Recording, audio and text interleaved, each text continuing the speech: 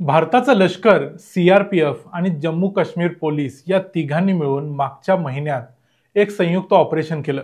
या ऑपरेशनमध्ये पाकिस्तानच्या 3 दहशतवाद्यांना या तिघांनी मिळून कंठस्नान घातलं. किश्तवाडमधल्या घनदाट जंगलात अतिशय दुर्गम प्रदेशात नैसर्गिक संकटांचा मारा सहन करत 3 ते 4 दिवस सलग हे ऑपरेशन चालू होतं. आर्मीच्या बाजूने या ऑपरेशनमध्ये ब्रिगेडियर राठी काम पाहत होते, तर या संपूर्ण टीमचं म्हणजे या स्पेशल ऑपरेशन ग्रुपचं प्रमुख पद होतं जम्मू काश्मीर मधल्या एका अत्यंत कर्तबगार अशा IPS ऑफिसरकडे. त्यांचं नाव आहे श्रीधर पाटील. नाव ऐकल्यानंतर तुमच्या लक्षात आलंच असेल की हा एक मराठी माणूस आहे. श्रीधर पाटील हे कोल्हापूरच्या शाहूवाडी तालुक्यातले आहेत. काश्मीरच्या खोऱ्यात श्रीधर पाटलांचा दरारा आहे. त्यामुळं जिथं जिथं अडचणी असतील किंवा कठीण प्रसंग असतील त्या ठिकाणी श्रीधर पाटलांच्यावर जबाबदारी टाकली जाते. काश्मीरच्या खोऱ्यात पाटील साहब है तो कोई फिकर की बात नहीं है अशा शब्दात त्यांच्यावरचा विश्वास काश्मीरी जनता व्यक्त करत असते. कोण आहेत हे श्रीधर पाटील आणि त्यांनी काय काय गोष्टी काश्मीरमध्ये केलेल्या आहेत ते सगळं पाहूया आजच्या या व्हिडिओमध्ये. मी आहे रणजित यादव आणि तुम्ही पाहताय द मराठी बाणा.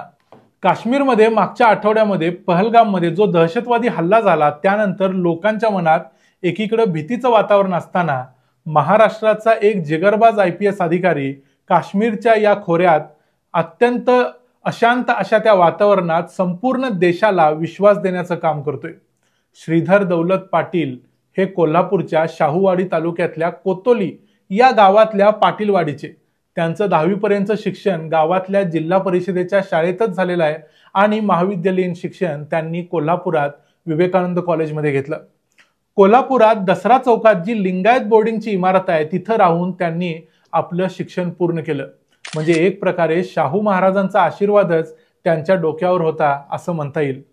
त्यांच्या आईवडिलांची इच्छा होती की त्यांच्या मुलानं मोठा पोलीस अधिकारी व्हावं. त्यांचा जो अभ्यास करण्याचा काळ होता त्या काळात म्हणजे IPSची तयारी करत असतानाच त्यांच्या वडिलांचं निधन झालं. पण श्रीधर पाटलांनी जिद्द सोडली नाही.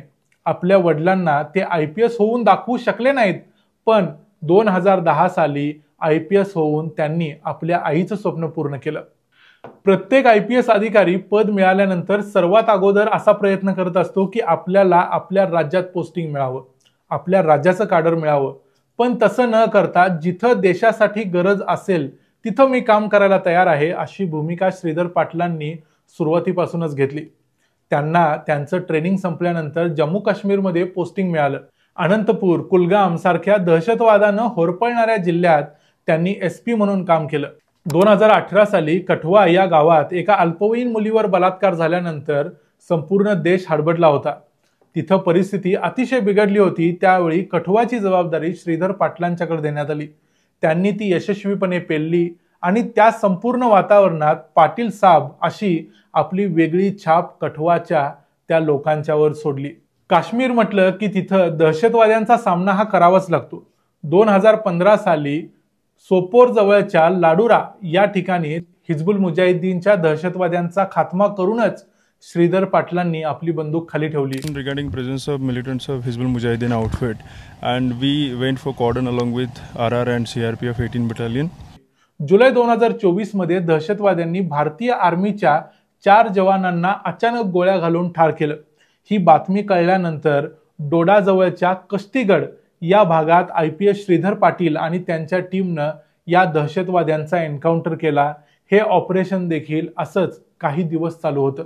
त्यांना सर्वात पहिल्यांदा हिजबुल मुजाहिदीनच्या दहशतवाद्यांच्या बरोबर सामना करायची वेळ आली. सलग 10 तास श्रीधर पाटील गन घेऊन या दहशतवाद्यांच्या समोर लढत होते. सध्या श्रीधर पाटील हे डोडा, किश्तवाड आणि रामबन या विभागाचे उपमहानिरीक्षक आहेत, म्हणजे DIG आहेत.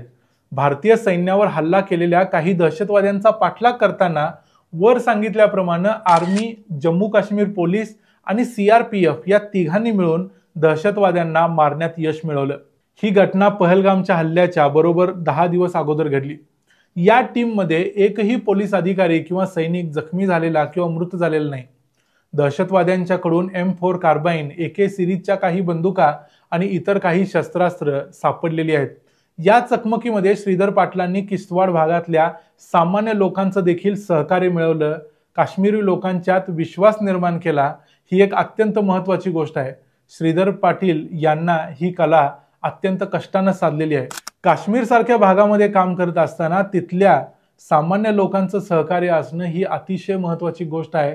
कारण जर हे लोक सहकार्य करत नसतील तर दहशतवाद्यांना पकडणं ही अतिशय हलाखीची गोष्ट असते. हे कुठलाही IPS अधिकारी किंवा कुठलाही सैनिक तुम्हाला सांगेल. IPS अधिकारी म्हणून अशा प्रकारच्या दहशतवादी कारवायांमध्ये ते भाग घेतातच, पण त्याशिवाय त्यांच्या परिसरातली कायदा सुव्यवस्था व्यवस्थित राखण्याचं काम देखील ते अत्यंत चोखपणे बजावतात. खून, चोऱ्या, दरोडे यांचं प्रमाण देखील त्यांच्या DKR या विभागात अत्यंत कमी झालेलं आहे. अशा प्रकारच्या प्रत्येक ऑपरेशनमध्ये अतिशय महत्त्वाची जबाबदारी पार पाडल्यामुळेच भारत सरकारनं त्यांच्या कार्याची वारंवार दखल घेत त्यांना आतापर्यंत 3 वेळा राष्ट्रपती शौर्य पदक बहाल केलेलं आहे. कठुआ जिल्ह्यातल्या छान मोरिया नावाच्या एका गावातल्या एका व्यक्तीचं जम्मूला गव्हर्नमेंट हॉस्पिटलमध्ये इलाज झाला आणि त्यानंतर इलाज झाल्यानंतर त्याला घरी जायला ॲम्ब्युलन्स मिळत नव्हती किंवा वाहन मिळत नव्हतं. त्यावेळी जम्मूचे SP असणाऱ्या श्रीधर पाटलांनी स्वतःची गाडी त्या व्यक्तीला दिली आणि त्याला त्याच्या गावापर्यंत पोचवायची व्यवस्था देखील केली. एक ब्लड डोनेशन कॅम्पच्या किंवा एका शिबिराच्या उद्घाटनासाठी ते गेलेले असताना त्यांनी शिबिराचं उद्घाटन फीत कापून तर केलंच, पण त्याशिवाय पहिलं रक्तदान स्वतः करून त्यांनी तो कार्यक्रम सुरू करून दिला. अशा त्यांच्या स्वभावामुळे त्यांनी जम्मू आणि काश्मीरमधल्या लोकांचं मन जिंकले. अनेक सामान्य लोकांना ते आपल्या परीनं एक अधिकारी म्हणून, एक व्यक्ती म्हणून देखील मदत करत असतात. कोविड-19च्या काळात त्यांनी वी केअर फॉर यू नावाचं एक कॅम्पेन लॉन्च केलं होतं. त्यामुळे जम्मू काश्मीरच्या भागामध्ये सर्वात कमी प्रमाणात कोविडच्या केसेस नोंदवल्या गेल्या होत्या. हे देखील त्यांच्या या कॅम्पेनचं यश होतं. म्हणूनच तर जम्मू आणि काश्मीरमधल्या प्रत्येक जिल्ह्यात श्रीधर पाटील यांचं नाव चालतं, कारण बऱ्याचशा जिल्ह्यांमध्ये त्यांनी स्वतः काम केलेलं आहे. ही एक गोष्ट. आणि ज्या जिल्ह्यांमध्ये त्यांनी काम केलं नाही तिथपर्यंत त्यांचं नाव पोचलेलं आहे, ही दुसरी गोष्ट. मग ती सामान्य लोकांच्यासाठी असेल किंवा दहशतवाद्यांच्यासाठी असेल, सर्वांना श्रीधर पाटील माहिती आहेत. DKR विभागात म्हणजे डोडा, किश्तवाड, रामबन या विभागात मागच्या वर्षभरापासून कमालीची शांतता आहे. इथले सामान्य लोक देखील पाटील साहब पर हमें पूरा भरोसा है असं विश्वासानं सांगतात. कारण काश्मीरमध्ये अनेक वेळा धार्मिक तेढ निर्माण करण्याचा प्रयत्न पाकिस्तानमधले दहशतवादी करत असतात, पण अशा प्रकारच्या कुठल्याही प्रयत्नाला बळी न पडता श्रीधर पाटील यांनी या भागातला धार्मिक सलोखा टिकवून ठेवला आहे.